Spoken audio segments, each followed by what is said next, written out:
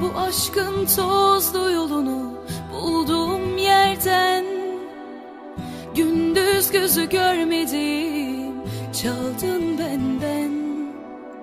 Sürgün gibi çekmedim, kalmadı senden. Ellerimle yazdım bu sonu. Şimdi yerli bir şehrin yolu. Gönlüme girdin ama son oldu, yalancı gül sevemem. Bin kere geldin ama hiç oldu, yürekle yol çizemem. Dertle bir oldum, adım çok yandı, sonunda kal diyemem. Gözlerimin içine kar yağdı, soğukla baş edemem. Gönlüme girdin ama son oldu, yalancı gül sevemem. Bin kere geldin ama hiç oldu, yürekle yol çizemem. Dertle bir oldum, adım çok yandı, sonunda kal diyemem.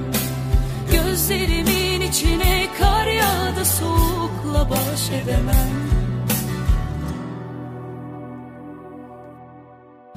Bu aşkın tozlu yolunu bulduğum yerden, gündüz gözü görmedim, çaldın benden. Sürgün gibi çekmedim, kalmadı senden. Ellerimle yazdım bu sonu. Şimdi yerli bir şehrin yolu. Gönlüme girdin ama son oldu, yalancı gül sevemem. Bin kere geldin ama hiç oldu, yürekle yol çizemem. Dertli bir oldum, adım çok yandı, sonunda kal diyemem. Gözlerimin içine kar yağdı, soğukla baş edemem. Gönlüme girdin ama son oldu, yalancı gül sevemem. Bin kere geldin ama hiç oldu, yürekle yol çizemem. Dertli bir oldum, adım çok yandı, sonunda kal diyemem. Gözlerimin içine kar yağdı, soğukla baş edemem. Gönlüme girdin ama son oldu, yalancı gül sevemem.